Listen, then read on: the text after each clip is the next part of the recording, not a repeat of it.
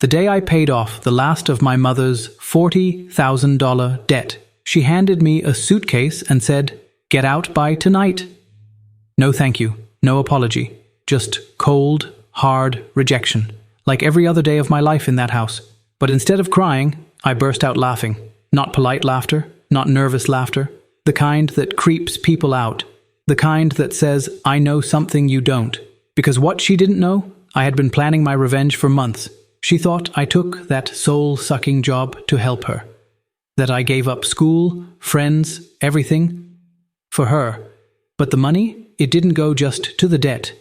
It went toward something else too, something she'll find out about in the worst way.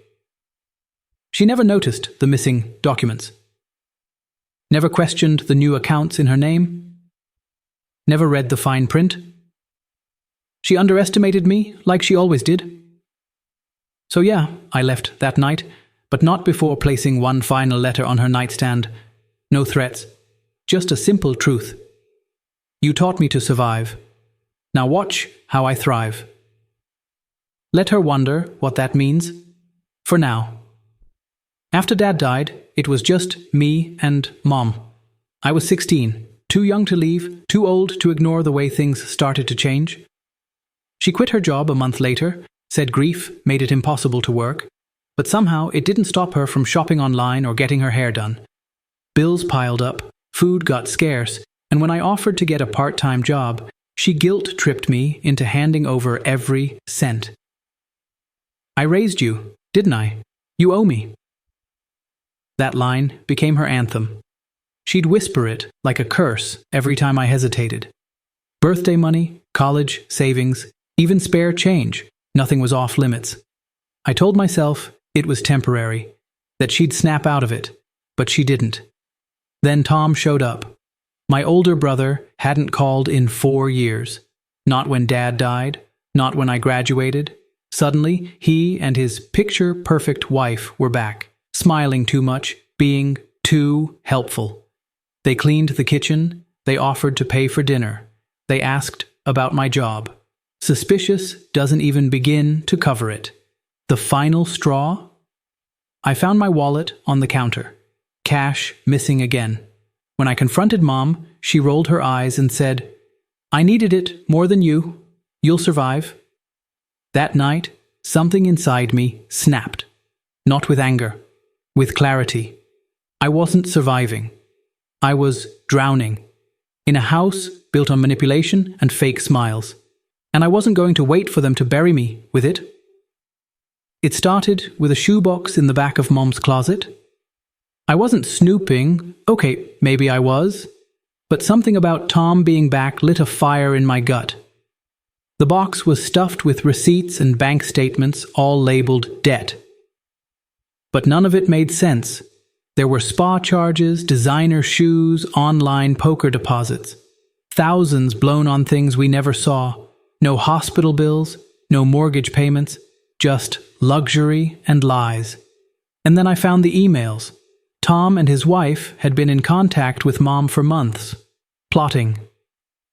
Their plan was simple: play nice, get back in her good graces, and convince her to sell the house. The house Dad built. Once sold, they'd split the profits and leave me behind, penniless and blamed for anything that went wrong. They didn't expect me to find out. I played along, I smiled, I acted tired, overworked, broken, just the way they liked me. Meanwhile, I opened a private account and slowly funneled my paychecks into it. Every debt payment I gave Mom after that, completely fake. Checks written from a closed account I knew she'd never verify. I smiled as I handed her the final one. "All done, Mom," I said sweetly. She actually hugged me. She had no idea the bank would come calling in a matter of days, no idea that the real money was already mine, no clue she'd been left with nothing but overdraft fees and 3 people pointing fingers at each other. Let them fight over ashes. I wasn't trying to escape anymore. I was taking my life back. Moving day was chaos wrapped in fake smiles and bad intentions. Tom pulled up with a rental truck, all bravado and backpats, while his wife clucked around the living room, making passive-aggressive comments about the outdated furniture. Mom stood in the hallway, arms crossed, like a queen banishing her servant. "I'm moving in with Tom," she said, loud enough for drama. "You're on your own now." I raised an eyebrow. "Are you sure about that?" She blinked. "What's that supposed to mean?" I couldn't help it. I laughed. Not a giggle, a full, belly-deep laugh that made them all stare. Then I pulled out the stack of bounced check notices and dropped them on the kitchen table. "Because Tom's broke," I said, turning to him. "Right? Credit cards maxed, car in his wife's name, barely holding on to that rental in Phoenix. And as for the debt payments I made, well..." I shrugged. They weren't real, just fake checks from an account that doesn't exist anymore. Mom's face drained of color. "You little..." "No, Mom," I cut in. "You taught me to fight dirty."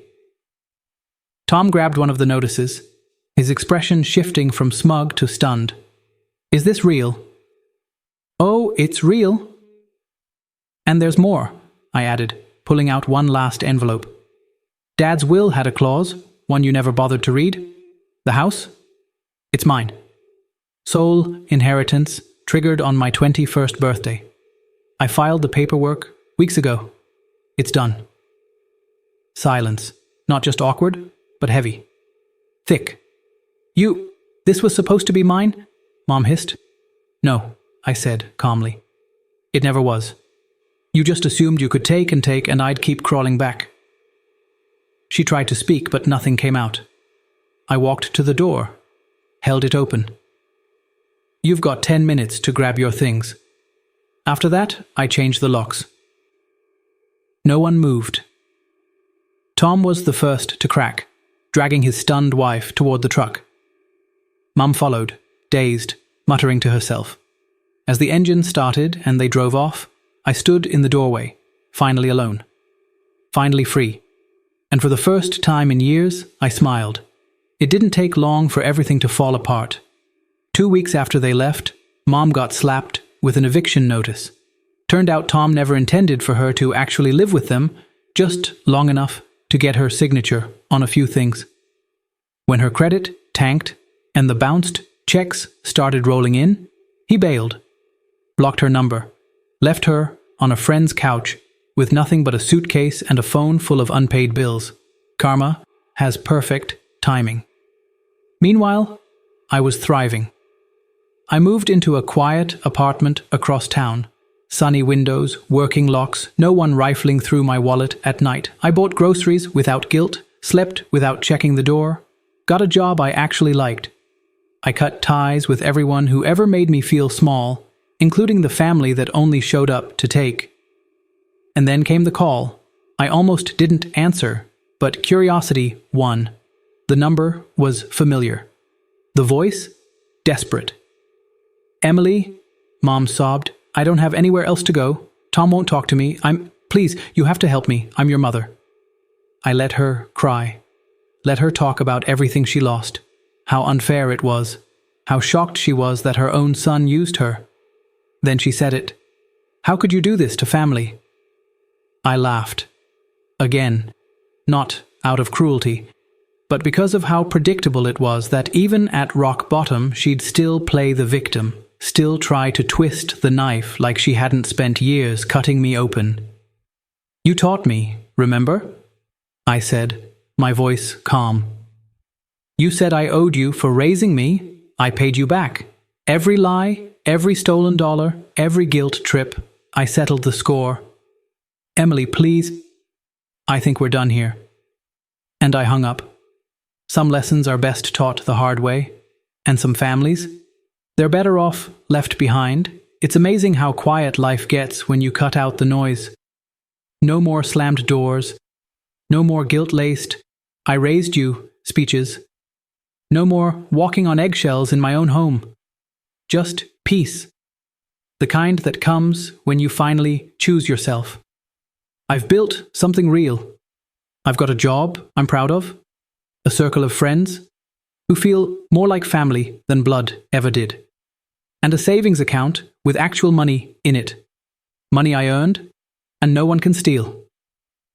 I even started painting again, something I gave up years ago because art doesn't pay the bills. Funny, turns out peace of mind is worth more than a paycheck. Sometimes I wonder if Mum ever figured it all out, how long I'd been planning, how many lies I let her believe. But then I remind myself, she never saw me.